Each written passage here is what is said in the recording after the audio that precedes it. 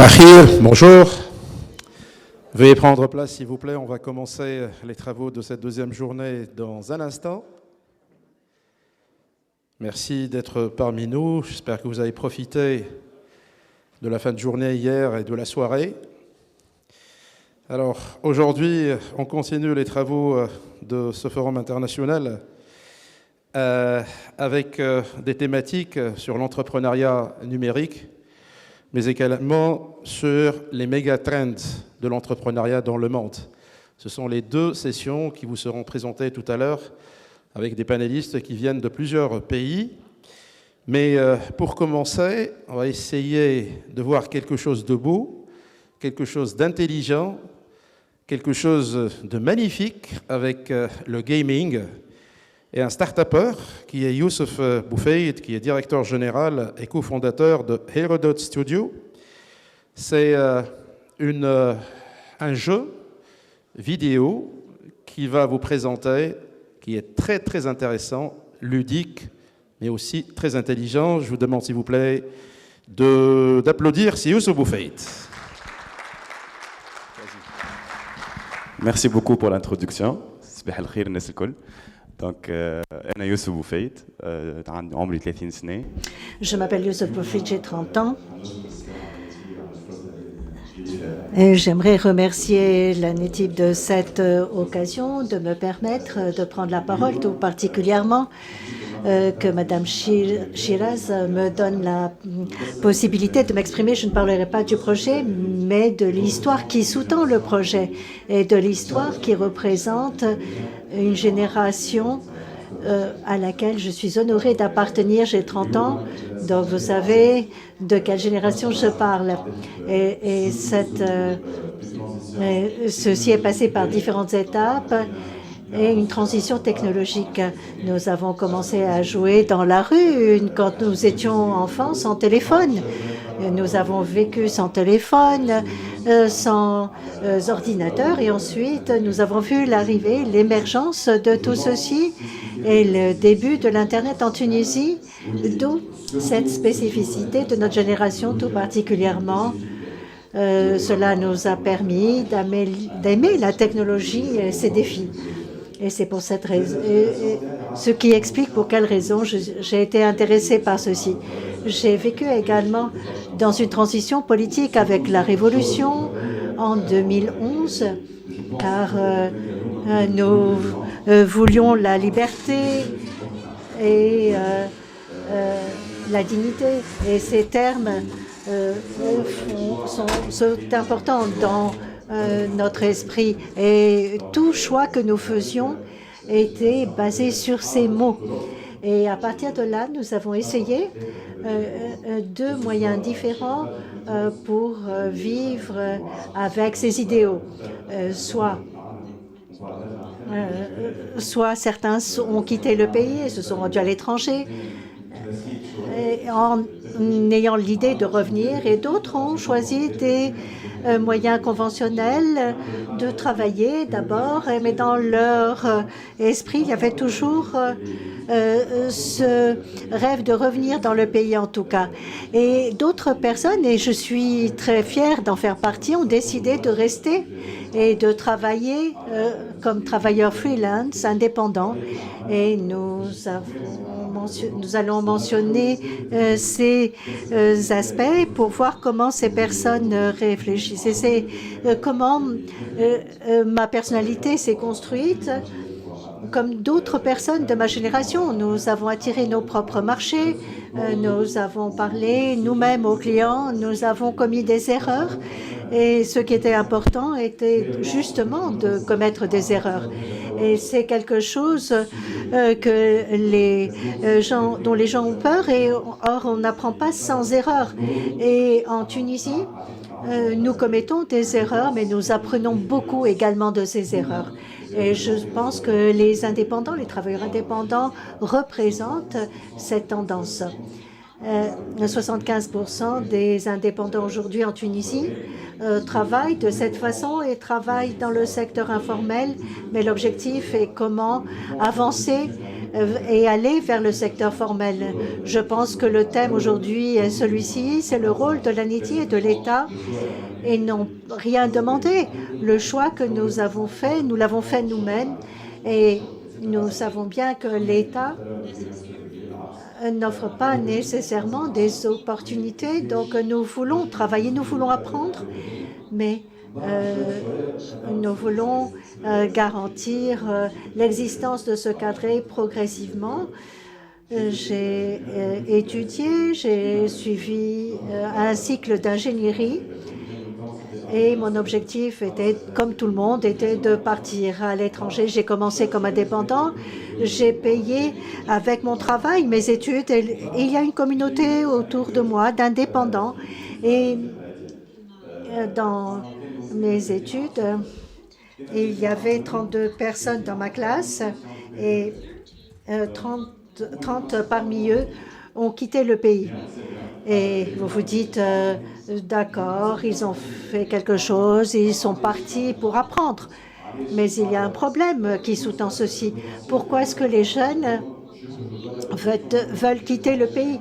Pour quelles raisons la Tunisie perd son potentiel? Très peu reviennent. Et ceci a lancé quelque chose dans mon esprit et j'ai donc décidé que je ne voulais pas suivre ce modèle.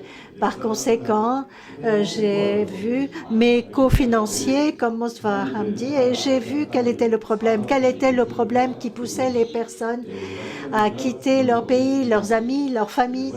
Et c'est là où le problème identitaire a émergé. Bien entendu, il y a des problèmes économiques, des problèmes d'identité avant tout.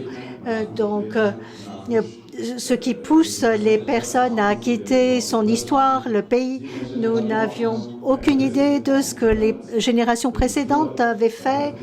Et je me suis intéressée à l'histoire par le biais des jeux vidéo. Je ne sais pas si d'autres personnes ont fait la même chose, mais nous avons commencé à apprendre sur l'histoire, la culture par le biais de jeux vidéo. J'ai appris sur Napoléon de cette façon et beaucoup d'autres jeux. Et nous avons appris sur les dieux grecs, sur les vikings. Et c'est là où je me suis demandé pour quelles raisons nous ne sommes pas représentés dans ces jeux, pour quelles raisons notre culture n'est pas représentée. Et les personnes ont commencé à avoir une idée. Ces personnes voulaient donc inclure notre culture. Donc, j'ai appris sur la culture et l'histoire, mais la non-existence de notre propre culture et de notre propre identité nous a vraiment frappés. Et de l'Afrique, de façon générale. C'est une très longue histoire qui remonte à 10 000 ans. Les Homo sapiens, le début de l'humanité.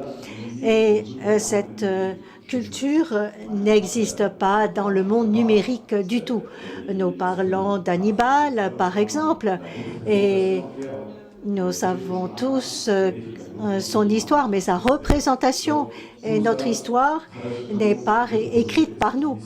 Par conséquent, le projet qui s'intitule Historio, et la question est comment transmettre cette culture, cette histoire aux nouveaux médias, avec les nouvelles technologies, avec des personnes de notre génération, avec des personnes un peu plus âgées également.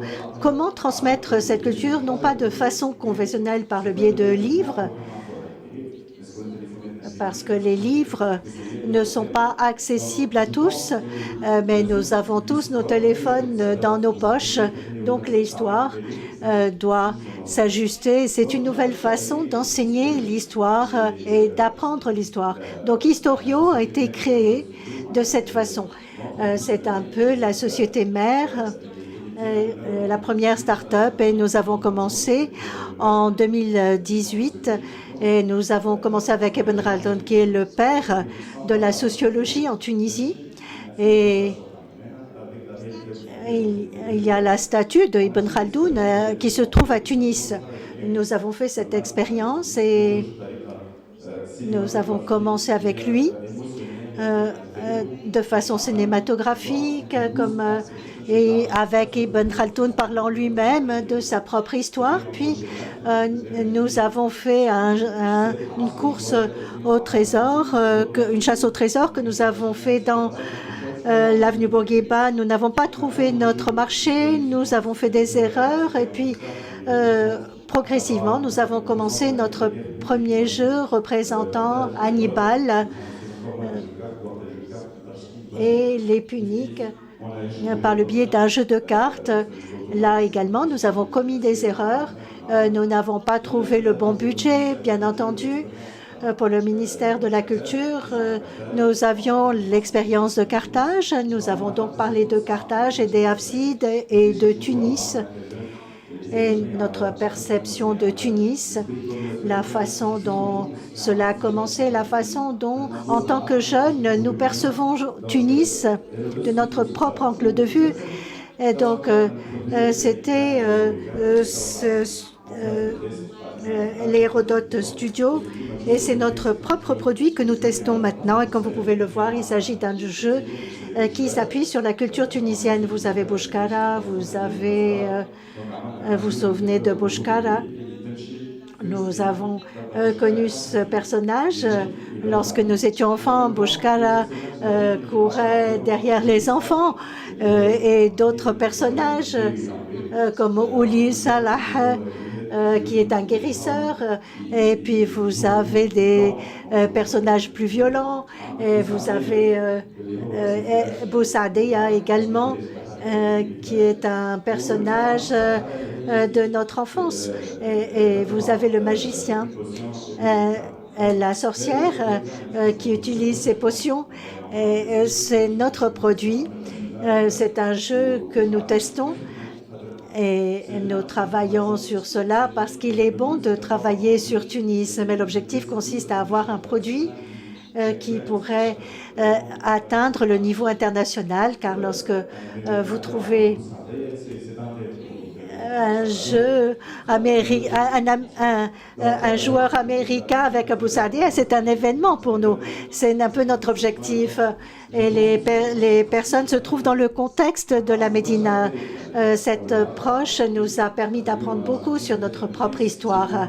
Nous sommes une équipe, nous avons commencé avec 3 personnes, mais maintenant nous sommes 12 personnes.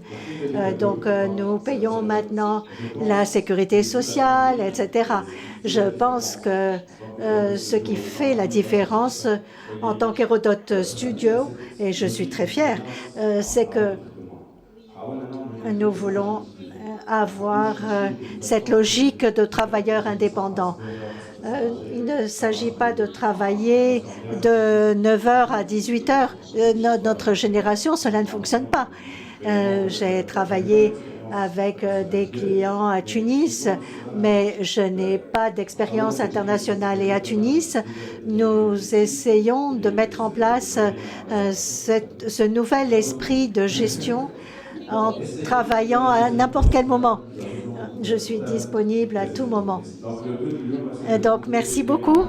Et notre objectif consiste à trouver les bons moyens, les moyens appropriés pour travailler dans un environnement approprié de façon libre et sur la base d'une approche de travail indépendant. Et nos experts aujourd'hui en diront davantage sur ce raisonnement. Et l'objectif à Tunis consiste à trouver les bonnes solutions, non pas de copier-coller ce qui se fait à l'échelle internationale, mais de trouver notre propre façon. Merci beaucoup.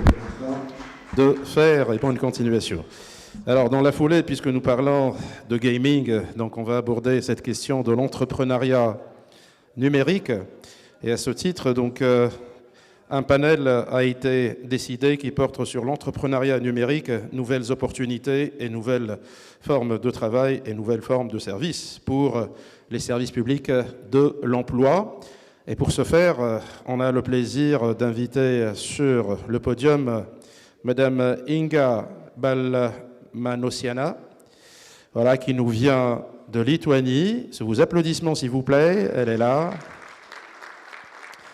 J'invite également Madame Asma Ben Hassan, fondatrice et présidente de Tunis Inclusive Labour Institute. Voilà. J'invite également Mrs. Kate Trott, qui est responsable des relations internationales du ministère du Travail et des Retraites au Royaume-Uni. J'invite aussi, du côté tunisien, Si Mohamed Salah Frad, le directeur général du GFS et président de l'ATIC, l'Association tunisienne des investisseurs en capital. Inga, would you please...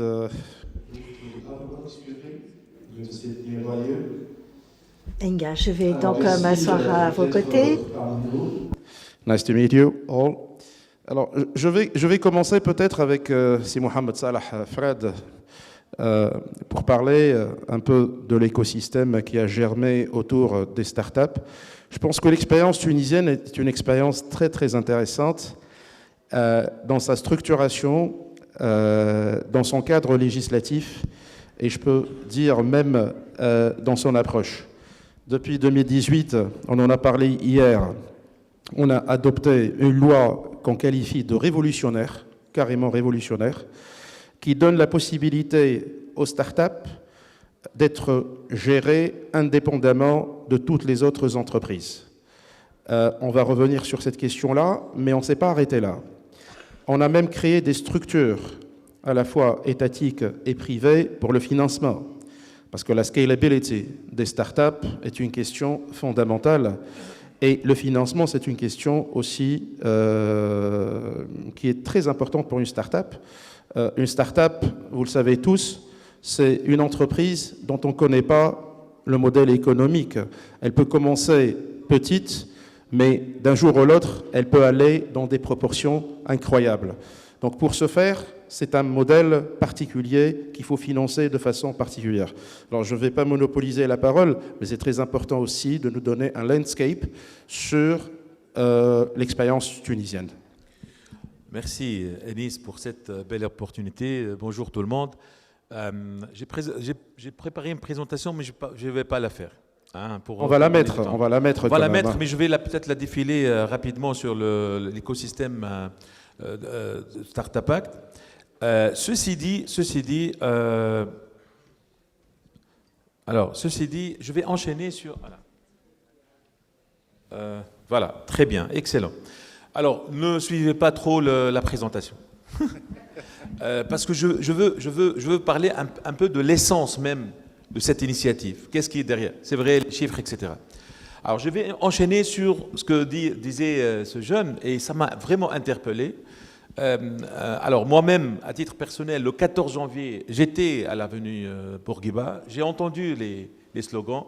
Ce slogan de liberté, dignité et dignité nationale et emploi. Et donc qu'est-ce qui s'est passé? La société civile en Tunisie, les gens qui étaient dans l'économie, les gens qui étaient avides de répondre à ces attentes-là, qui ont essayé de répondre à ces attentes-là, ils se sont dit qu'est-ce qu'on peut faire pour l'entrepreneuriat, etc. Je me rappelle, mars 2011, alors les premières années de la Révolution, quand on faisait des réunions avec les jeunes, etc., parce que je suis vraiment très actif sur la partie investissement, et donc les jeunes demandaient publiquement de l'emploi du chef du gouvernement.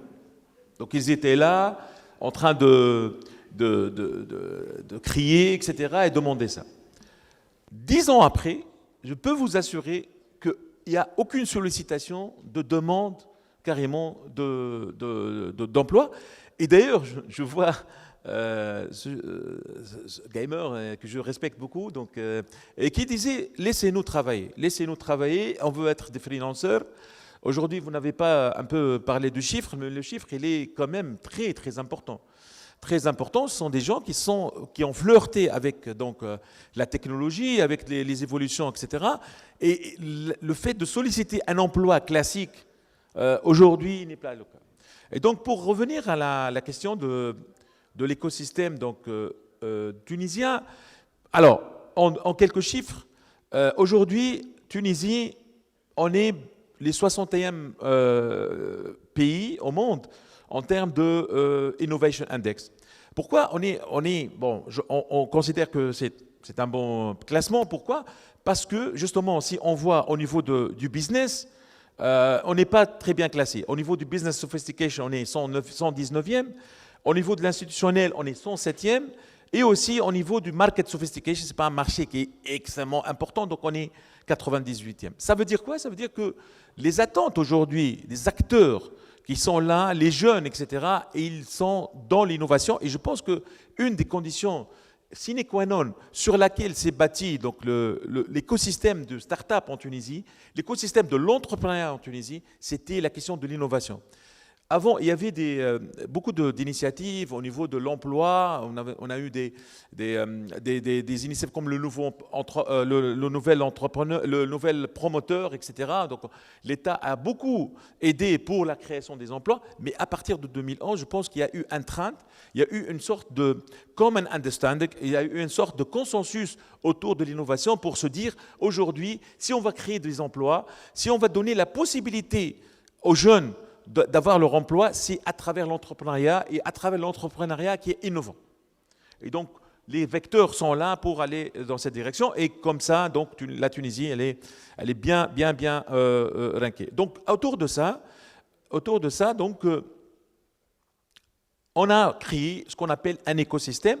Cet écosystème, en termes de chiffres, aujourd'hui, n'est pas quelque chose d'extrêmement intéressant. Et donc, voilà, après, c'est la réponse à la NAVA, etc. Donc, l'écosystème tunisien autour des startups s'est bâti autour de 3 piliers, 3 grands piliers. Le premier pilier, c'est la labellisation. Donc, le premier pilier, c'est de dire, on a créé une instance qui est indépendante. Pourquoi elle est indépendante? Parce qu'elle est composée d'une majorité d'acteurs dans la société civile. Elle est composée de l'administration, 4 représentants et 5 représentants qui sont issus du secteur privé et du secteur donc de la société civile qui ont la capacité aujourd'hui de donner ce qu'on appelle un label aux startups. Donc les start-upers, ceux qui veulent avoir une sorte de labellisation, donc ils vont soumettre ça d'une manière digitale. Il n'y a pas d'administration, il n'y a pas de documents, etc. Et ce collège-là, dont je fais partie, dont j'ai eu l'honneur d'en faire partie, donc il va dire, voilà, ça c'est une start-up qui est innovante, escalable, et qui obéit à certaines conditions, mais essentiellement innovante, escalable, et il leur donne un label. Ce label-là va leur permettre d'avoir accès à des avantages très importants, la visibilité, pouvoir avoir une bourse pour les premières années pour créer son entreprise, avoir accès à des financements, avoir accès à la prise en charge de la sécurité sociale, etc. etc. C'est Mohamed Salah, peut-être il faut ajouter aussi que ces avantages-là concernent aussi bien ceux qui n'ont pas de travail que ceux qui travaillent. Même ceux qui sont dans la fonction publique, ils ont la possibilité de prendre des congés rémunérés juste pour vous relancer sur cette question. Exactement. Donc, il y a une bourse qu'on appelle une bourse de création. Donc, même si quelqu'un a son boulot, l'État lui donne 80%, prend en charge 80% de son salaire pendant une année pour qu'il n'y ait pas de changement brusque et pour l'encourager à aller créer sa propre start-up. Donc, tout ce mécanisme premier qui est la labellisation. Deuxième mécanisme qui est très important, qui est l'écosystème. Il faut créer un écosystème autour des start-up. Les start-up aujourd'hui innovantes, elles ont besoin d'accompagnement, elles ont besoin de mentors, de coachs, elles ont besoin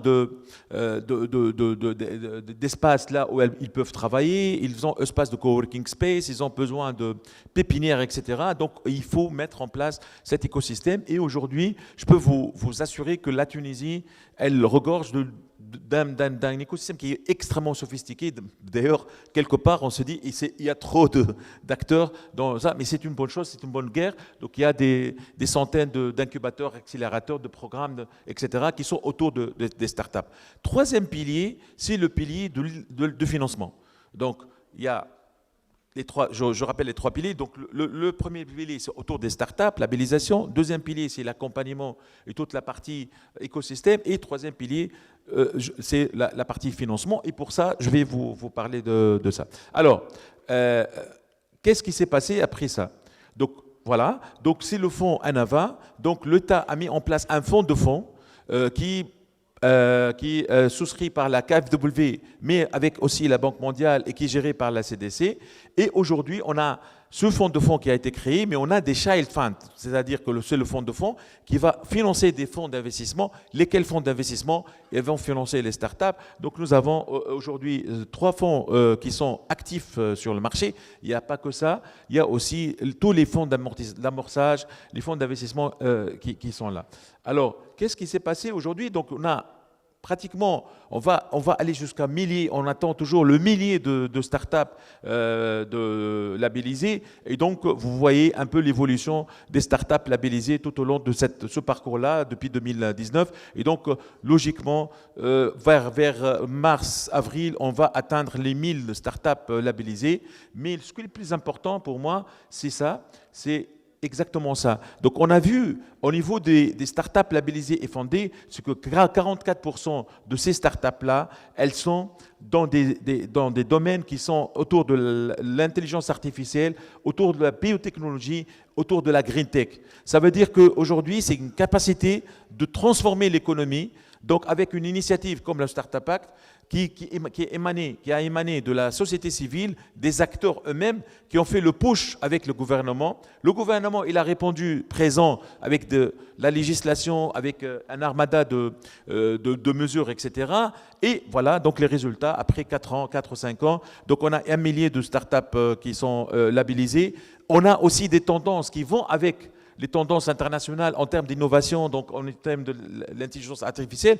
Plus du quart des startups labellisées aujourd'hui sont dans l'intelligence artificielle. Ils ont une orientation de l'intelligence artificielle, ce qui est extrêmement important. Et ça donne une indication sur l'évolution aujourd'hui de la Tunisie en matière de startups, mais aussi en matière d'entrepreneuriat. Parce que j'ai oublié de vous dire que ces startups-là, en 2011, ils étaient demandeurs d'emploi. Maintenant, en 2020 et 2022, 2024, ils sont créateurs d'emplois parce que les statistiques montrent qu'une start-up, elle a la capacité en moyenne d'employer une dizaine, disons entre 5 et 10 cadres, mais qui sont hautement qualifiés. Ce n'est pas des métiers qui sont autour de la digitalisation. C'est Mohamed Salah. Alors, je voudrais vous interpeller. Parce que finalement, tout n'est pas rose aussi. Ah oui, absolument. Tout n'est pas rose aussi. Absolument. Et malgré tout le potentiel que vous venez de décrire, aujourd'hui, beaucoup, et ce n'est pas Sibou Faïd qui va me contredire, nous sommes pénalisés, ou les jeunes sont pénalisés par une réglementation de change. Oui. Dans la mesure où aujourd'hui, la Tunisie n'est pas connectée à PayPal. Ne serait-ce que ça. Donc nous avons une réglementation de change qui est très draconienne, qui fait rentrer de l'argent, mais qui ne fait pas sortir de l'argent sans des autorisations. Et souvent, ce sont des autorisations qui sont très difficiles d'obtenir auprès de la Banque centrale. Et du coup, le commerce qui pourrait se faire, ou le service qui pourrait se faire avec l'étranger, et qui, lui, est générateur peut-être de profit, parce que le marché tunisien est malheureusement un petit marché de 12 millions d'habitants. Donc, j'ai l'impression, je ne sais pas si vous partagez mon avis, que tout ce potentiel-là arrive vers un goulot d'étranglement. Et que par la suite, on n'a pas encore, malgré cette potentialité, malgré ces jeunes, malgré, je dirais, cette expertise, on n'a pas la capacité, je dirais, to blast, d'exploser et d'aller peut-être chercher d'autres marchés potentiels qui pourraient faire fleurir. Je confirme mes propos avec l'absence d'une licorne en Tunisie, malgré toute cette bonne volonté. La seule licorne tunisienne, entre guillemets, c'est Instadeep, qui a été vendu pour 432 millions de dinars. C'est un Tunisien qui a fait une école publique dans le sud tunisien, mais qui est parti à l'étranger, à Londres, je pense. Oui. Donc, ça serait bien aussi de parler de ces verrous. Oui, alors, justement... l'histoire, c'est un recommencement, un éternel recommencement. Je pense qu'aujourd'hui, et ça c'est mon opinion personnelle, que, par exemple, pour parler de la loi de change a été née en 62, 76. Donc le gars qui a écrit le Parlement qui a voté pour ça, ne connaissait pas l'Internet, il ne connaissait pas les modèles économiques, les nouveaux modèles économiques. Donc je pense qu'aujourd'hui, il y a une sorte de résistance qui est faite par l'État et les lois qui ont été bâties sur un modèle économique ancien, avec un nouveau modèle économique qui est en train de changer. Donc cette lutte, je dirais, ou ce choc va se faire quelque part, parce que justement, aujourd'hui, on n'a pas une réponse à des freelancers. On n'a pas une réponse à quelqu'un qui va vendre, par exemple, un service à Tunis ou ailleurs d'ailleurs, pour une place est-ce que c'est un export, c'est pas un export, est-ce qu'il est résident, la question de résidence, est-ce qu'elle tient toujours? Aujourd'hui, je pense que le monde c'est un grand village, donc être ici, enseigné à New York, ou bien trader en Japon, il n'y a plus de barrières, il n'y a plus de frontières, etc. Donc, je pense que oui, je suis sûr que les jeunes, parce qu'ils vont prendre le pouvoir un jour ou l'autre, ils vont évoluer, etc. C'est vrai que notre Ucon, donc elle a commencé en Tunisie, elle n'a pas pu continuer, mais je pense qu'il y aura beaucoup de sociétés, de start-up qui vont pouvoir faire ça, si les réglementations vont être beaucoup plus flexibles et que chacun de nous va se poser la question, quels sont les métiers de demain? Parce que vous savez tous, les métiers de demain, à l'horizon 2030, ça va extrêmement changer, ça va se chambarder. L'enseignant classique, il n'est plus le même. La secrétaire, l'assistante, l'exécutif, etc. Avec l'intelligence artificielle, je pense qu'il y aura beaucoup de robots et de machines qui vont faire le travail classique, etc. Peut-être qu'on va se tourner encore plus sur la création, sur la musique, sur la culture, sur l'art, etc. Beaucoup plus que ce que pourrait faire une machine. Merci infiniment. On peut applaudir si Mohamed Salah Fred, s'il vous plaît. Merci pour ce tableau que vous venez de brosser. Et je me tourne vers Madame Inga Bananosiana, directrice du service de l'emploi du ministère de la Sécurité sociale et du Travail en Lituanie. Prière à la régie de nous mettre sa présentation. Et je pense, Madame, que vous allez nous parler un peu de ce qui est en train d'être fait en Lituanie. Bienvenue parmi nous et merci d'avoir accepté l'invitation. Hello. Bonjour. Merci tout d'abord de cette très belle occasion de vous faire part de l'expérience de la Lituanie. Je suis très heureuse et très fière de parler de changement des services publics d'emploi. Et pour quelle raison nous sommes ici? Pour parler d'emploi vert et numérique. En tant que service public d'emploi, nous mettons l'accent non seulement sur l'assistance à ceux qui travaillent dans ce domaine, mais également nous essayons de changer notre rôle pour faire en sorte de conserver et de pérenniser les entreprises et les employés sur le lieu de travail. Pour quelles raisons nous le faisons? Pour quelles raisons nous changeons notre approche? Nous avons deux défis qui nous attendent. Certains emplois disparaîtront lorsqu'il s'agit d'intelligence artificielle, de mondialisation, d'économie verte. Mais nous avons un bon potentiel à l'avenir avec de nouveaux emplois et de nouvelles compétences et aptitudes qui nous attendent à l'avenir. Notre rôle consiste donc à garder notre pays aussi durable que possible. La Lituanie a développé plusieurs mesures dans le cadre des services publics d'emploi et pour relever ces défis. Et tout ceci s'appuie sur les possibilités futures dans le cadre des ressources d'énergie renouvelable et d'intelligence artificielle et de monde numérique. En Lituanie, nous mettons l'accent essentiellement sur les petites et moyennes entreprises afin d'appuyer nos entrepreneurs, mais également afin de garder l'État aussi durable que possible, non seulement afin d'apporter notre appui à la création d'entreprises, mais afin de guider et d'orienter les aptitudes et les compétences. Ce que nous faisons, la première mesure consiste à appuyer les entreprises. Nous nous appuyons sur les start-up vertes et numériques et Les services publics d'emploi en Lituanie payent des subventions pour la création de nouvelles entreprises innovantes dans le pays. Il s'agit d'un appel ouvert. Nous sélectionnons les meilleures idées. Et l'appui, la subvention ne consiste pas en équipement également, mais également en formation et amélioration des futurs entrepreneurs. Nous mettons l'accent également sur la durabilité de nos régions et sur le fait de garder les populations dans les régions. Nous avons des subventions pour la région en mettant l'accent de nouveau sur la transformation numérique verte et l'économie verte et circulaire. Et nous essayons non seulement de ne pas oublier ceux qui ont besoin de plus d'assistance. Lorsqu'il s'agit de ce type d'assistance, nous avons des mesures pour ajouter cela sur le lieu de travail en fonction des besoins concrets des personnes qui n'ont pas toutes les possibilités ou qui ont besoin de plus d'assistance des services publics d'emploi.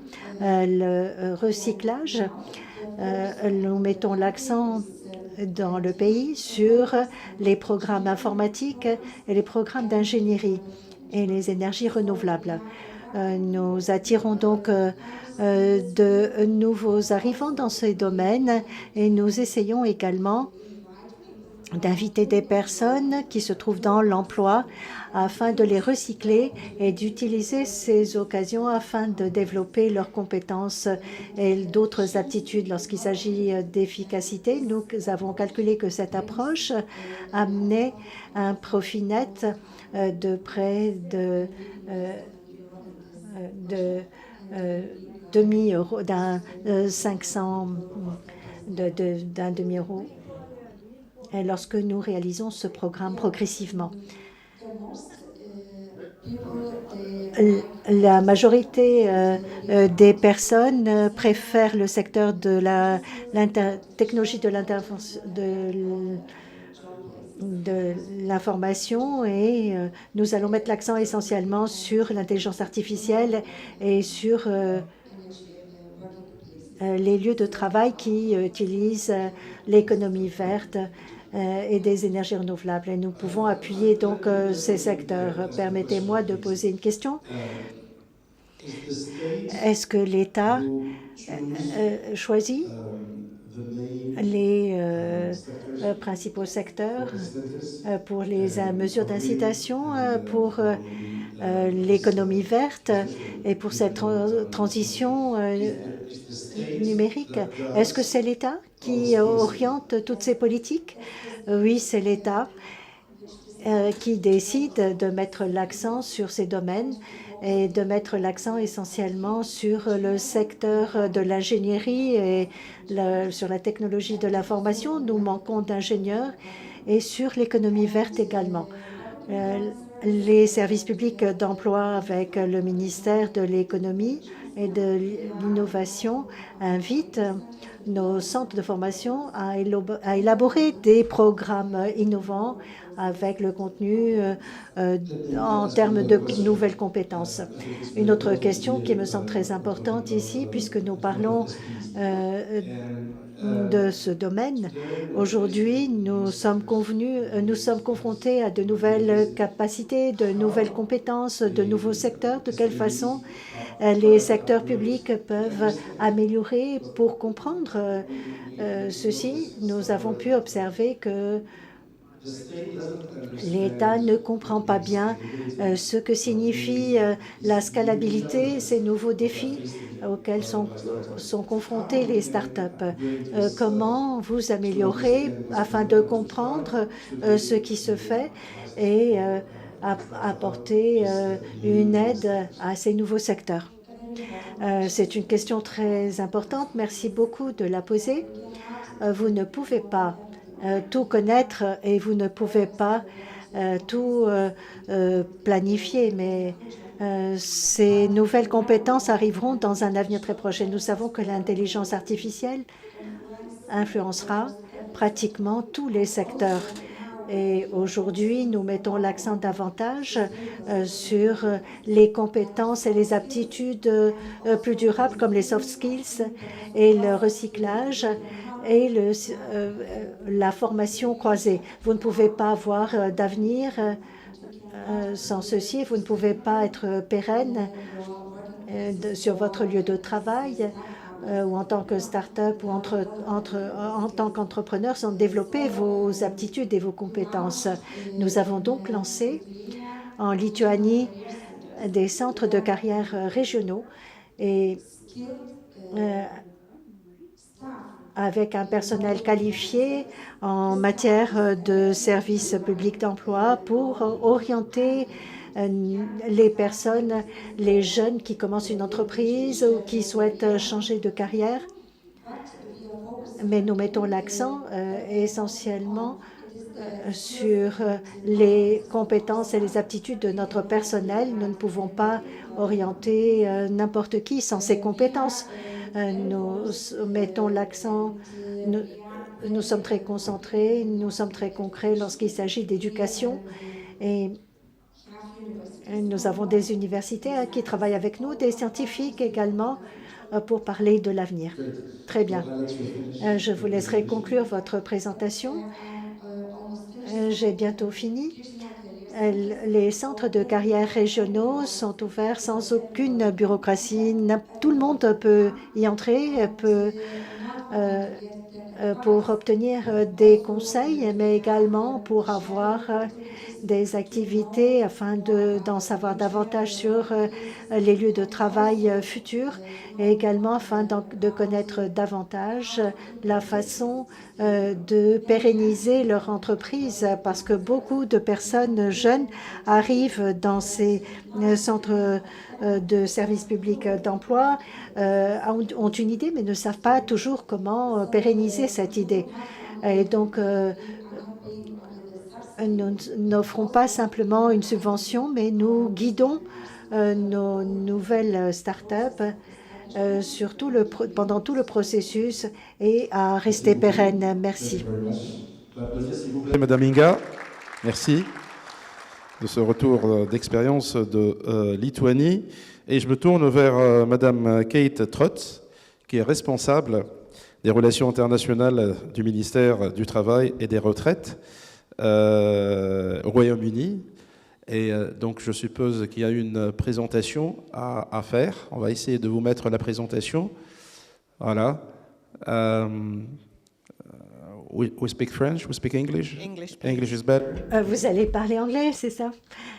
Eh bien, j'aimerais vous laisser faire votre présentation et peut-être quelques questions qui vous seront posées plus tard. Merci. Merci. Et merci à l'ANETI de cet accueil très chaleureux que nous avons eu en Tunisie.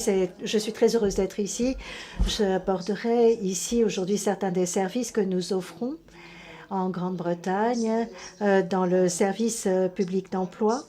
Et ce qui est pertinent, c'est un peu l'infrastructure que nous avons trouvée importante avec les changements que nous observons sur le marché du travail. Donc, je vais essayer de changer de diapositive. Pour la Grande-Bretagne, donc, la vision consiste à trouver un accès à tous sur le marché du travail. Notre clé est la résilience et pendant toute la vie professionnelle. L'inclusion économique également est une priorité stratégique pour nous. L'entrepreneuriat et l'emploi indépendant en font partie. Nous avons beaucoup après la COVID, beaucoup à offrir dans ce domaine et nous n'avons pas de services qui ont cette priorité autour de l'entrepreneuriat en Grande-Bretagne, mais nous avons séparé ces deux domaines d'appui, autour de l'appui pratique qui est disponible à tout moment. Il s'agit essentiellement de personnes qui s'identifient comme étant des entrepreneurs et des start-upers. Et nous avons un autre aspect qui est dépendant de la structure de l'État avec des crédits universitaires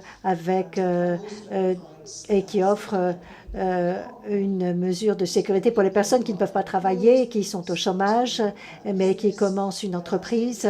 Quelle est la meilleure façon de devenir entrepreneur indépendant? Donc, il y a généralement des conditions autour du travail indépendant qui apportent des mesures d'incitation pendant les 12 premiers mois de création de l'entreprise sans aucune condition.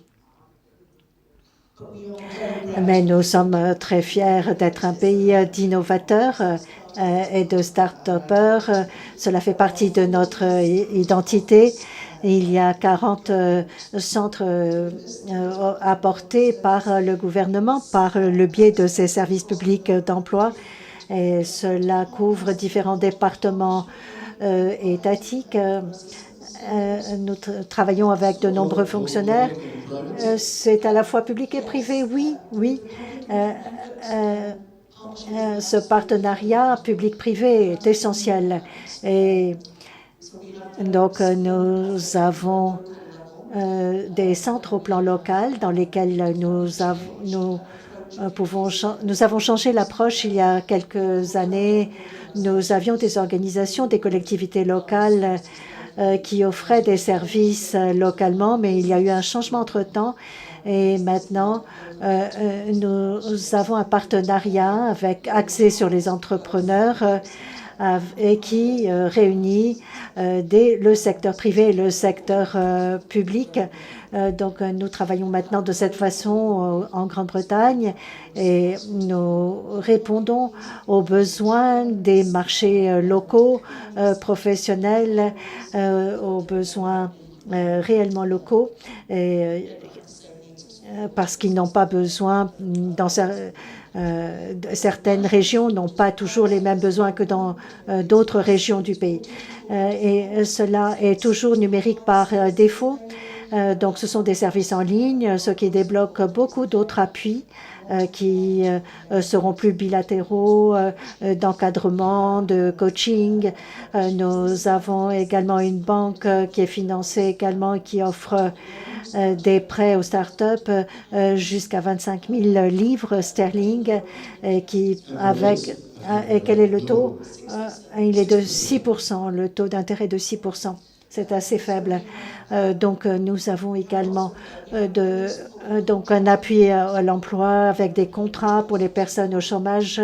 Nous les appuyons dans ce domaine et nous avons un appui aux entrepreneurs, aux entreprises avec un appui local. Et lorsque les personnes sont à la recherche de la création d'entreprises peuvent aller dans ce centre. Nous avons également un organisme de PPP pour les entrepreneurs qui ont des petites entreprises. Lorsque leur problème est un problème de trésorerie, de flux de trésorerie, nous essayons de les aider. Nous avons pu observer pendant la COVID, mais plusieurs années auparavant également, nous avons pu observer que la gig économie s'était développée de 10% au cours de ces dernières années, ce qui est très important pour nous. Cette gig économie représente 5% de personnes employées. Mais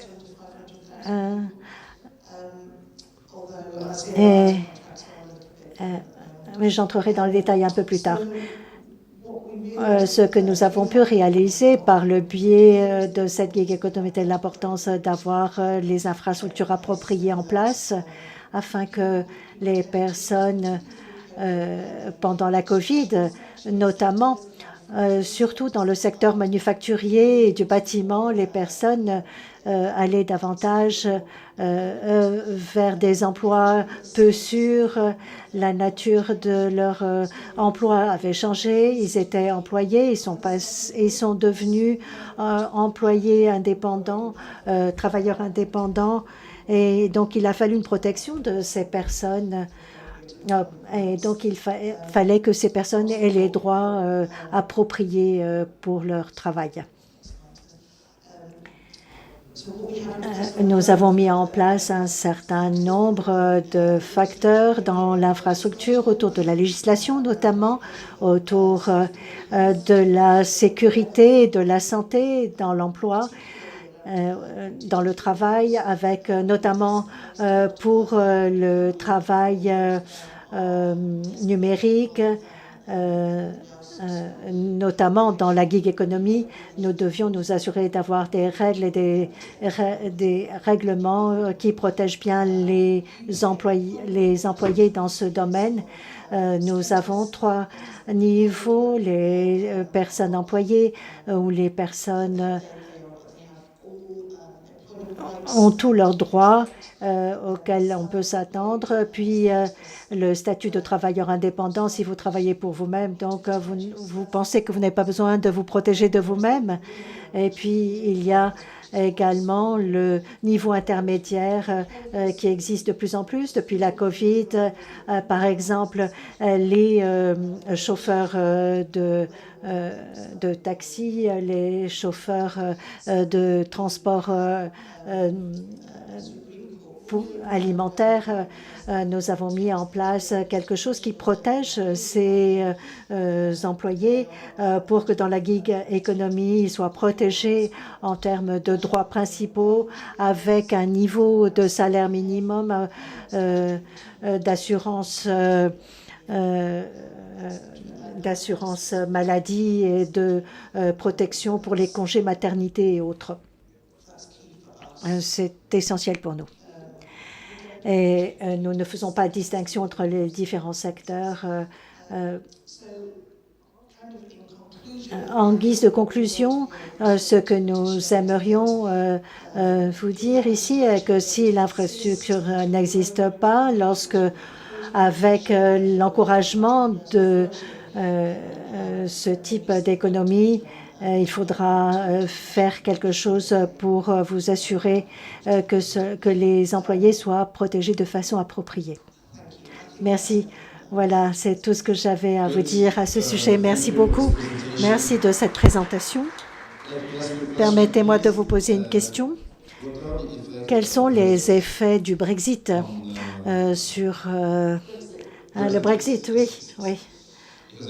Je pense que pour les services numériques et pour l'entrepreneuriat numérique, je pense que vous avez abordé un peu cela avec cette condition du Brexit. Oui. Oui, nous avons ressenti la différence. Il y a des problèmes, effectivement, autour de l'exportation du commerce à l'échelle internationale, et l'un des niveaux d'appui que nous apportons maintenant est de nous assurer que les personnes aient accès à l'appui en termes d'encadrement pour les entreprises qui fonctionnent déjà, pour nous assurer qu'elles fonctionnent selon les règles qui existent maintenant et dans le cadre des règlements qui existent actuellement pour les entreprises. Et il y a plus de bureaucratie maintenant, plus d'obstacles actuellement. Mais bien entendu, nous mettons l'accent sur de nouvelles relations avec d'autres pays pour nous assurer que les personnes qui sont désavantagées trouvent de nouvelles opportunités. Je vous pose cette question car beaucoup de personnes ont été entendues se rendre en ville pour faire des affaires. Je ne parle pas des personnes qui viennent de l'Union européenne, mais de personnes qui viennent en dehors de l'Union européenne. Il y a peut-être que des obstacles maintenant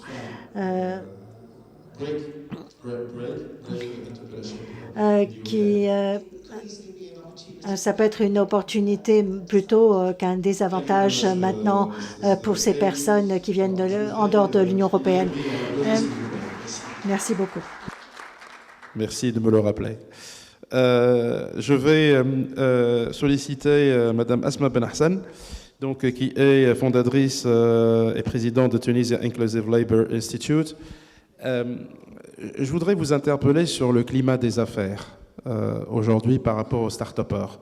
On en a parlé tout à l'heure avec Si Mohamed Salah Fred, mais vous, en tant que représentante majeure de la société civile, comment est-ce que vous évaluez ce climat d'affaires et qu'est-ce qui pourrait changer pour l'améliorer?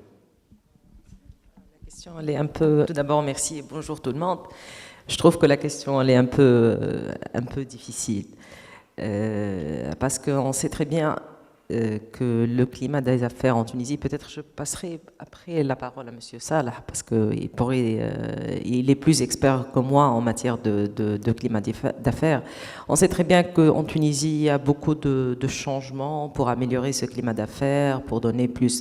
Il y a des révisions, que ce soit au niveau du code d'investissement et plusieurs autres réformes de façon dont l'objectif, c'est d'améliorer l'entrepreneuriat, l'investissement en Tunisie. Il y a tout le programme de la Tunisie 2030, je pense, il y a plusieurs points dans cette stratégie qui essaie de favoriser le climat d'affaires.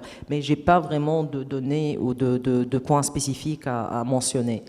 Sur l'entrepreneuriat digital, aujourd'hui, qu'avez-vous à nous dire par rapport à l'écosystème tunisien? Moi, je vais partir de ce que Madame Kate venait de dire concernant l'importance de garantir les droits des gens qui travaillent dans l'économie digitale, ce qu'elle venait de dire tout à l'heure. Nous nous sommes intéressés en tant que société civile à la question de droits, surtout les droits économiques, les droits sociaux des travailleurs des plateformes. Et pour cette raison, nous nous sommes intéressés à une étude sur la situation des travailleurs tunisiens dans les plateformes, dans l'économie des plateformes, et ceci dans le cadre d'un projet régional intitulé Nouvelle forme d'emploi, données et inclusion dans la plateforme, dans l'économie digitale, initié par le centre d'accès aux connaissances pour le développement à l'université américaine au Caire. Et c'est un projet, comme je venais de dire, il est un projet régional, donc qui s'intéressait à comprendre tout d'abord la situation des plateformes dans les différents pays, dans les 5 pays, comment ça fonctionne, quelle est la situation des travailleurs, sont-ils des travailleurs informels, sont-ils des travailleurs formels, quel est le statut de ces travailleurs-là, est-ce qu'ils sont considérés des gens qui travaillent à leur propre compte, des freelanceurs ou plutôt des employés de ces plateformes, est-ce qu'il y a des relations professionnelles directes avec les plateformes, est-ce qu'il y a des relations via des intermédiaires. Donc cette étude cherche à comprendre ou donner plus d'explications sur le fonctionnement de ces plateformes.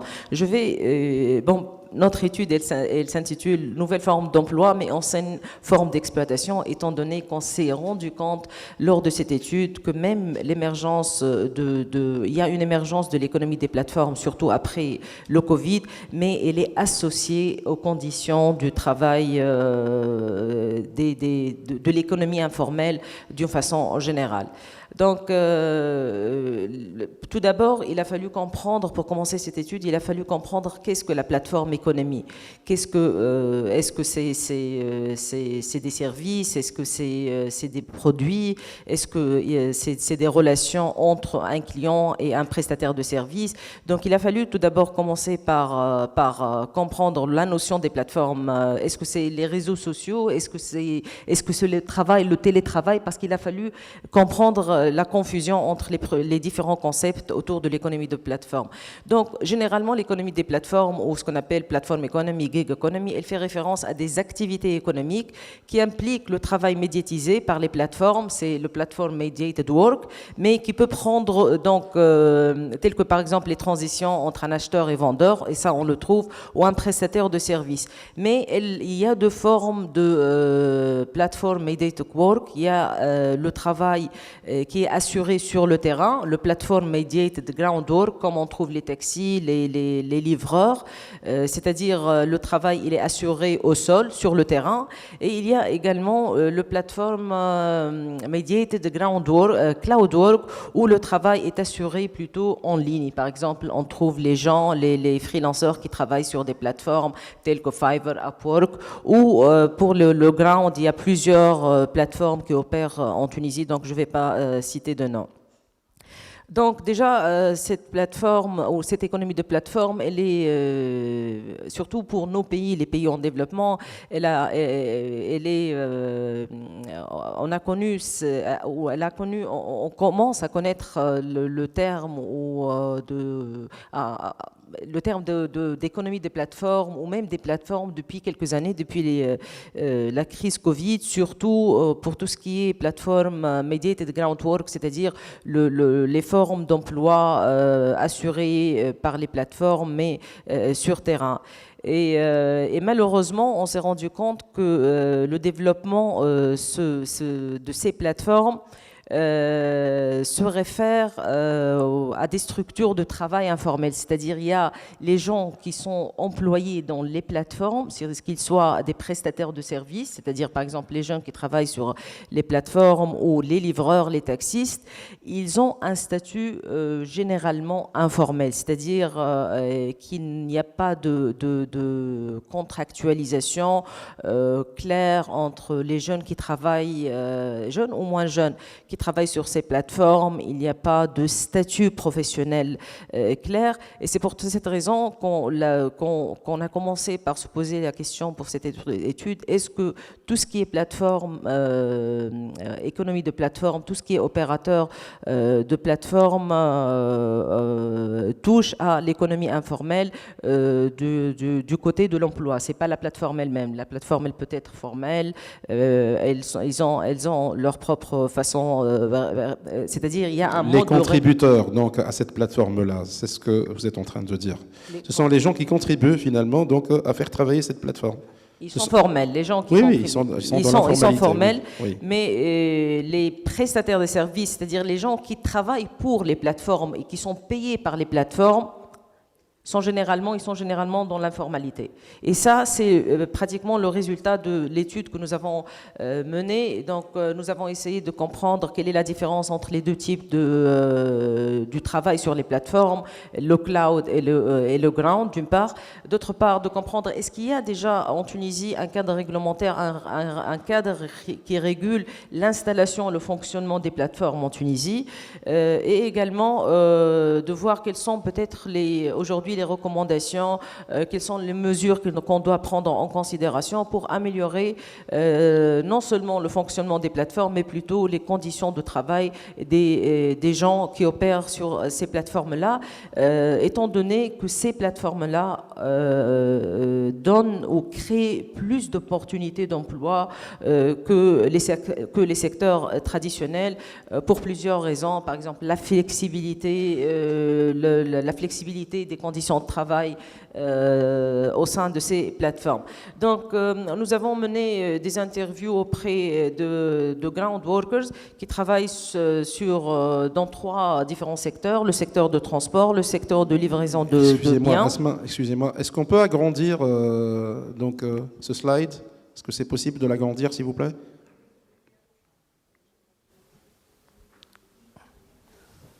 Voilà, merci. Je vous en prie, oui. D'accord, donc pour les travailleurs sur terrain, c'est-à-dire ceux qui utilisent des applications pour donner un service tel que le service de livraison, le service de transport. Donc généralement, ces gens-là, j'ai les statistiques après, bon, je vais revenir sur les statistiques. Donc la majorité, ils sont des hommes. Donc pour tout ce qui est travail sur terrain, médiatisé, mais appliqué sur terrain, la majorité, même plus que 90, ils sont déjà des hommes. Pour le niveau d'éducation, c'est un niveau d'éducation à 80%, il est un niveau d'éducation secondaire, puisque ça ne nécessite pas une qualification particulière. La moyenne d'âge, on a trouvé que la moyenne d'âge, elle est inférieure à 25 ans pour la population qui a été interviewée.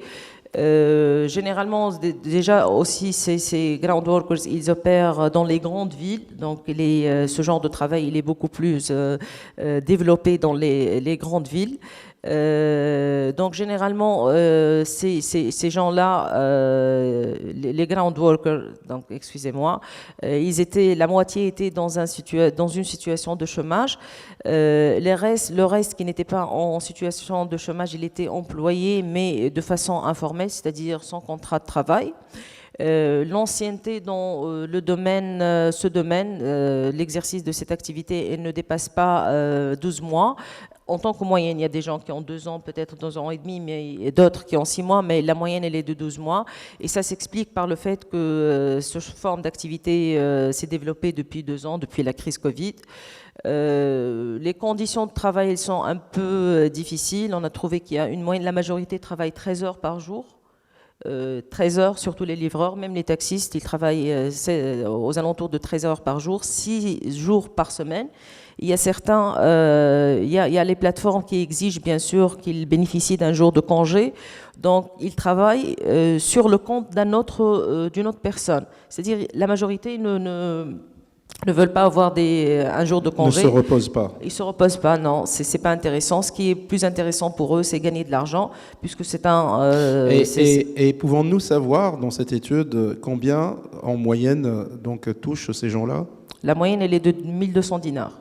1200 dinars. 1200 dinars. Un peu moins de 400 euros. Mais il faut dire Par que mois. 50%, ils prennent en charge les dépenses de l'activité, c'est-à-dire ils payent l'essence, l'internet, la moto, s'ils sont par exemple victimes d'accidents de travail, un accident de la route, ils prennent en charge. Ils ont beaucoup de dépenses, hein. Il faut dire qu'ils ont beaucoup de dépenses. C'est beaucoup de précarité en fait. C'est de la précarité. La situation, surtout des livreurs, c'est une situation purement précaire. Bien sûr, il n'y a pas de contrat de travail entre la plateforme et les ground workers. Généralement, les seuls contrats qui existent, c'est des contrats entre les livreurs ou les transporteurs avec des intermédiaires. C'est-à-dire, dans la chaîne, on trouve la plateforme, on trouve les contractors qui sont généralement formels et c'est eux qui font travailler ces jeunes de façon informelle. Et le seul contrat qui existe entre les deux, c'est un contrat, ce qu'on appelle la reconnaissance de dette, c'est-à-dire qu'ils ont de l'argent. Donc, au cas où ils veulent ne plus travailler, ils doivent rembourser. C'est pour éviter les risques associés au cash, c'est-à-dire à l'argent cash. Donc, je vais faire vite. Donc, la motivation, pourquoi ces gens-là, ils ont choisi cette forme de travail, principalement pour l'argent. C'est pas parce que c'est flexible, mais c'est beaucoup plus pour l'argent. Ils la considèrent comme une activité principale, c'est la première activité, 95%, c'est le seul métier qu'ils exercent. La majorité, ils sont à la recherche d'un nouvel emploi. Ils sont en train soit de constituer un capital pour lancer un projet ou constituer un capital pour faire une formation. C'est-à-dire, ils savent très bien, au bout de 5-6 ans, ils ne peuvent plus continuer dans cette activité. Donc, généralement, l'accès à ces emplois est facile, c'est à travers de relations familiales, relations professionnelles.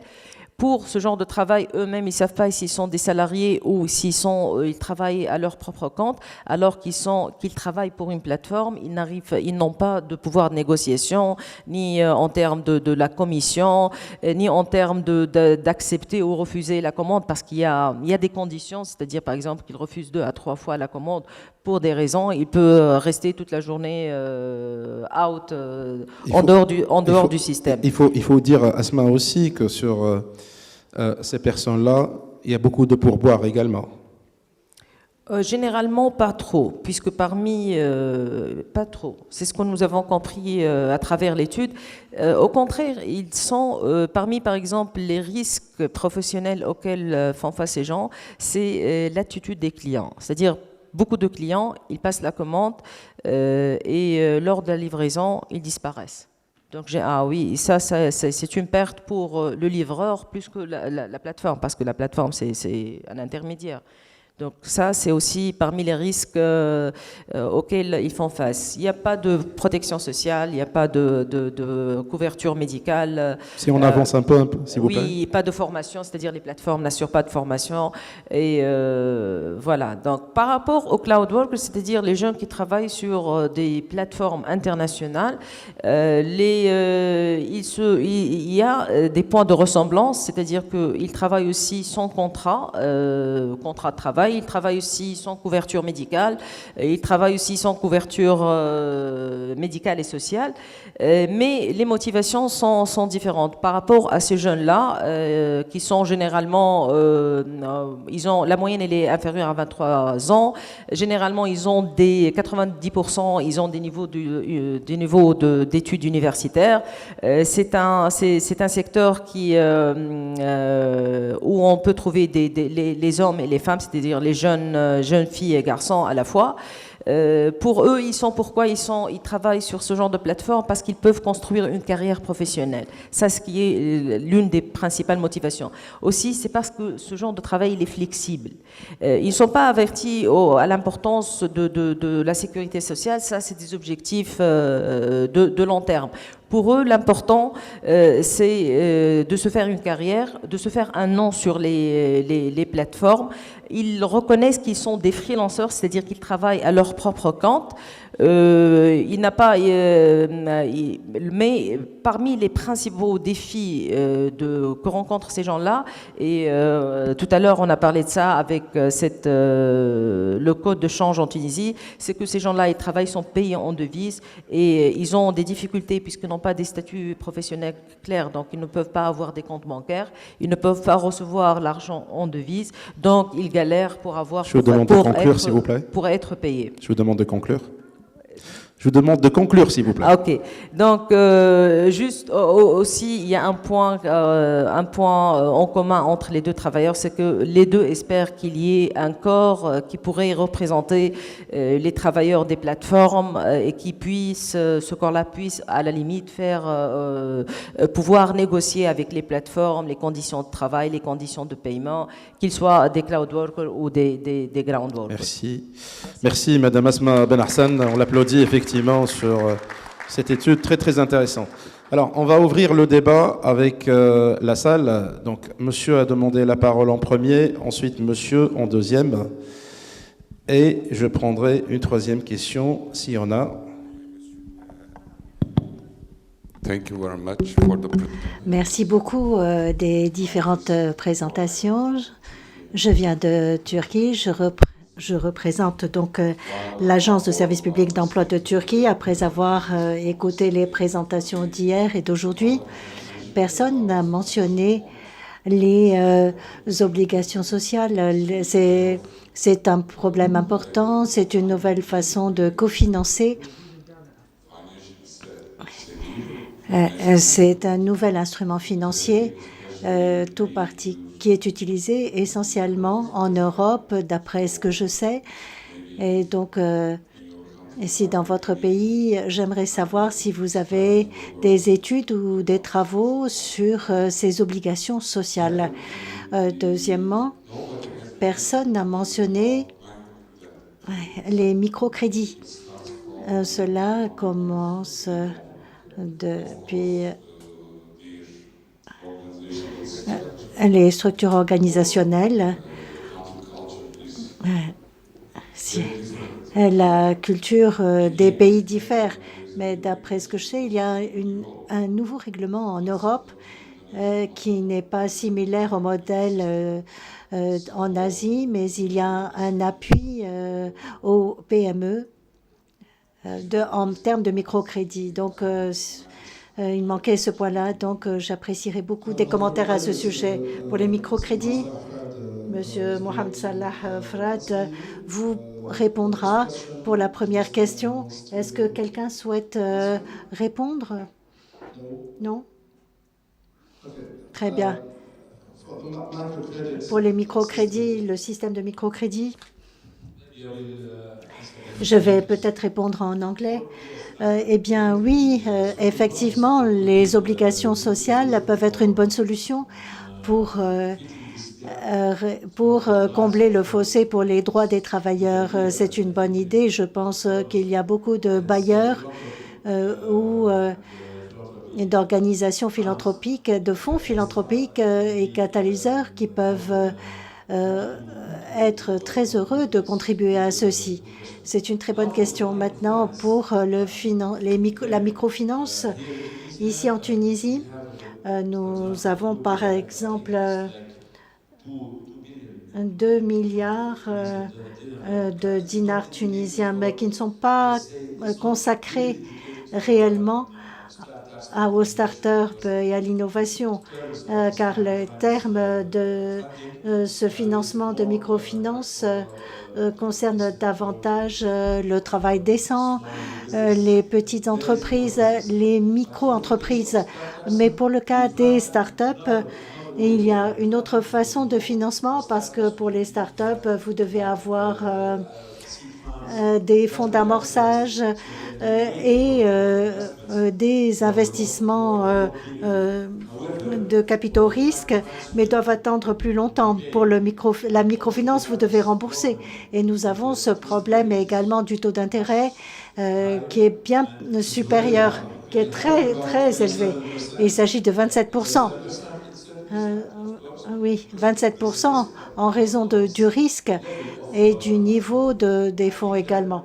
Je pense que, selon moi, donc pour l'innovation et les start-up, il est plus approprié d'avoir des fonds dédiés qui pourront financer la période très risquée, c'est-à-dire là où la société ne génère pas de flux de trésorerie.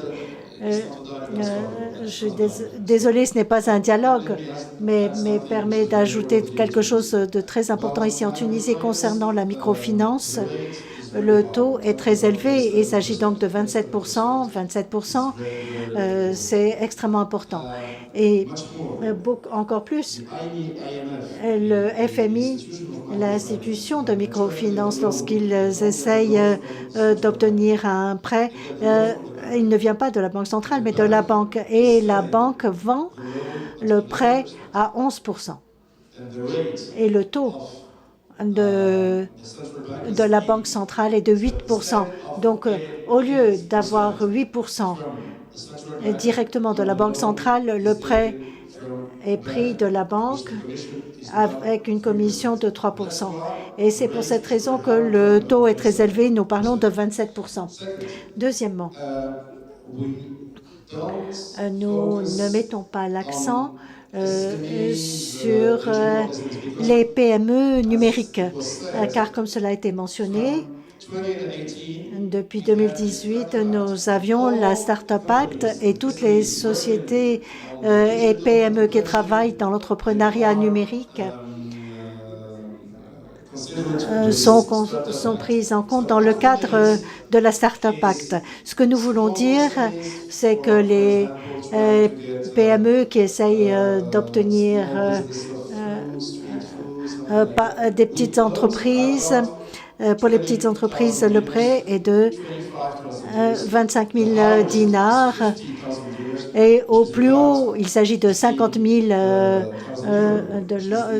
dinars, ce qui n'est pas très important. Il s'agit de 15 000 euros. Je suis désolée, mais nous devons passer à une autre personne qui posera une question.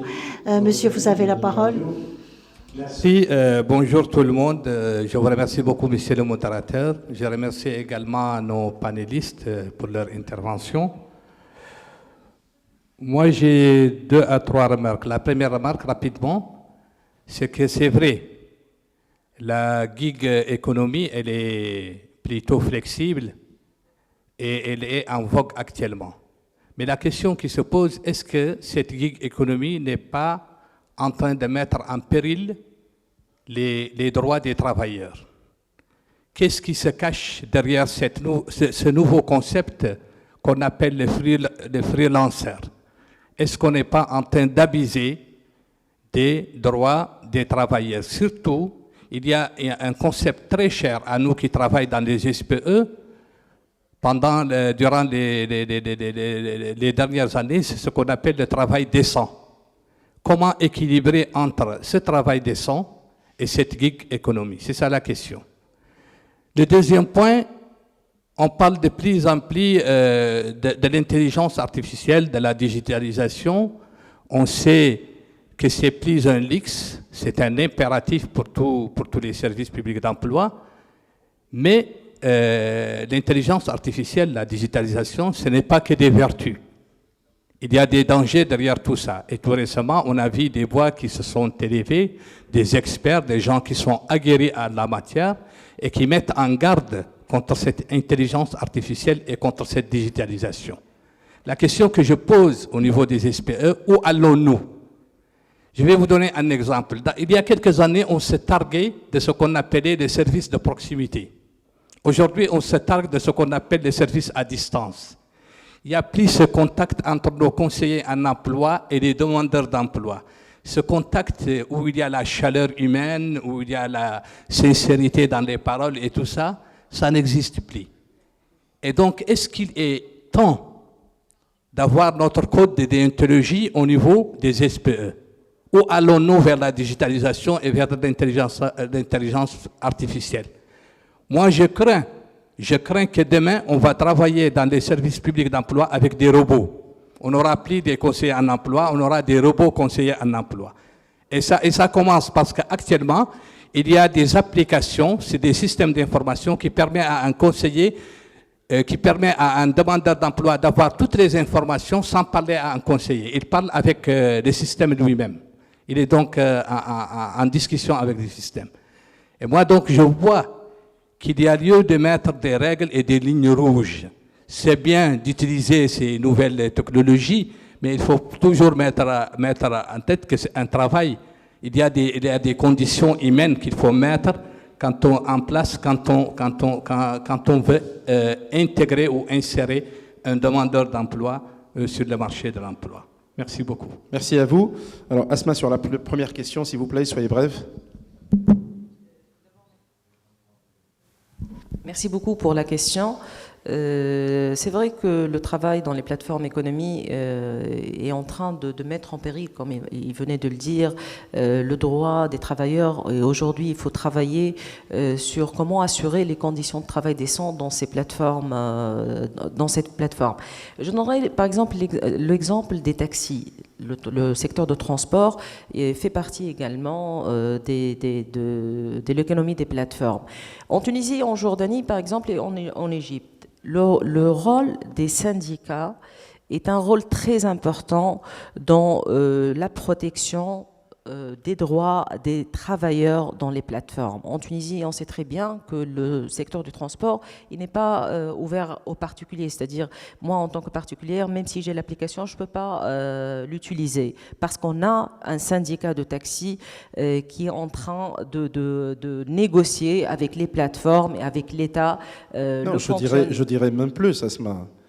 Aujourd'hui, si vous mettez en place une solution de covoiturage, par exemple, vous allez être arrêté par la police et vous allez être verbalisé. Ouais. Et c'est le cas, Mohamed Salah, tu te souviens de Split? Il y avait des Split. exemples. Donc c'est une... Alors là, c'est une start-up qui essaie de gérer le problème de la mobilité urbaine, d'émettre moins de CO2, parce qu'au lieu d'utiliser 4 voitures, on va utiliser une seule voiture. Mais aujourd'hui, il y a des lois qui contredisent ça. C'est-à-dire aujourd'hui, si vous faites du covoiturage, eh ben, on va vous arrêter et on va vous verbaliser. Donc quelque part, il y a aussi des problèmes de loi. C'est pas seulement les lois. Parce que les lois, par exemple, existent. Si on revient au code de travail qui protège les relations professionnelles, mais c'est l'application. Aujourd'hui, par exemple, est-ce que l'inspection de travail peut contrôler les relations professionnelles entre les plateformes et les travailleurs? Non. Et c'est parmi les recommandations. C'est-à-dire aujourd'hui, il vaut mieux qu'ils actualisent leurs pratiques, leurs procédures et même, je sais pas, il faut revoir les manuels de travail de l'inspection de travail pour qu'elles puissent contrôler, par exemple, les relations professionnelles qui existent dans les plateformes. Et également, il faut qu'on comprenne quel type de relations professionnelles, parce que même au niveau des relations professionnelles, c'est pas clair. Donc il faut qu'il y ait des régulations ou je sais pas, des lois, de nouvelles lois, comment expliquer ce genre de relations. Le troisième point qui est aussi important, c'est qu'il faut qu'il y ait une réglementation claire quant au fonctionnement des plateformes dans n'importe quel pays. Par exemple, en Tunisie, nous avons galéré pour pouvoir contacter les plateformes. C'est-à-dire, on sait la plateforme, elle a un nom commercial, mais elle est enregistrée autrement. Donc, c'est très, très difficile de repérer, d'identifier les plateformes et même de connaître quel type, comment ils fonctionnent, dans quel cadre, quel est le cadre de fonctionnement de ces plateformes-là. Donc, autant l'État, je pense que c'est le rôle de l'État de revoir le cadre législatif pour ce genre de plateforme. Alors, I don't know, Inga would like to... Madame Inga, est-ce que vous aimeriez répondre à ces questions? Allez-y, soyez bref, s'il vous plaît. J'aimerais compléter concernant l'intelligence artificielle et le rôle des services publics d'emploi. Nous n'avons pas lutté contre l'intelligence artificielle dans les services publics d'emploi, mais plutôt d'essayer d'intégrer les solutions et de changer l'état d'esprit de notre personnel. Aucun robot ne remplacera l'empathie, le contact en face à face lorsqu'il s'agit d'exclusion sociale. Et pour les personnes qui ont besoin d'encadrement et de mentorat, étape par étape, tous les jours. Mais l'intelligence artificielle peut résoudre les solutions techniques, les problèmes techniques et trouver des techniques de conseil et les utiliser dans certains cas. Nous parlons donc d'apport de services publics d'emploi hybrides avec de nouvelles compétences dans les services publics d'emploi. Merci beaucoup. Kate, est-ce que vous aimeriez répondre également? Soyez bref également, s'il vous plaît. Merci. Eh bien, très brièvement pour la Grande-Bretagne, il s'agit de l'utilisation appropriée des fonds publics. Donc, ce sont des personnes qui peuvent obtenir un accès à l'information très rapidement et à l'orientation très rapidement. Et nous devons préserver donc ces fonds pour que cela soit consacré à ces personnes qui ont besoin de plus de fonds et qui ne soient pas laissés à la traîne. Merci. Alors justement, c'est exactement comme si tu as de l'eau qui monte. Tu es en voiture, il y a l'eau qui monte. Tu vas te dire, voilà, je vais tout faire c'est de l'intelligence artificielle. Aujourd'hui, on peut pas, c'est un train, c'est quelque chose qui... Mais maintenant, je pense qu'il va falloir changer de mindset, comme ont dit mes panélistes, mes chers panélistes, c'est de voir d'autres métiers, aller sur la sustainabilité, la pérennité des affaires, aller sur l'économie circulaire, travailler en groupe, essayer de faire comprendre qu'il n'y a pas que le gain économique, il faut qu'il y ait l'impact sur la sustainabilité, l'énergie renouvelable. Je pense que les sujets aujourd'hui à traiter dans l'emploi, etc., ça devrait devenir d'autres sujets, beaucoup plus que tout ce qui est classique et business. Mais aller dire qu'on va faire des lois et on va faire des interdictions, etc., ça, c'est pas quelque chose de solution. Et dernière chose, c'est vrai qu'on doit travailler tous sur la partie des droits des travailleurs, parce que là, c'est un vrai sujet qui n'a pas été adressé. Moi-même, dans les startups que je suis en train de financer, ça m'interpelle parce qu'aujourd'hui, il va falloir travailler. Et on a travaillé avec des startups, on a été surpris qu'il n'y ait pas de contrat, il n'y a aucune... C'est l'informalité, en fait. Donc, il y a beaucoup de travail à ce niveau-là. Merci beaucoup. Merci d'avoir assisté à ce panel qui arrive à sa fin. Alors, je vous demande, s'il vous plaît, d'applaudir Madame Inga. Merci. Madame Asma. Kate, thank you very much. On va marquer une toute petite pause, le temps de se rafraîchir avec un bon café et un bon jeu. Et après, on revient à 11h pour attaquer la dernière partie de ce forum international. Merci.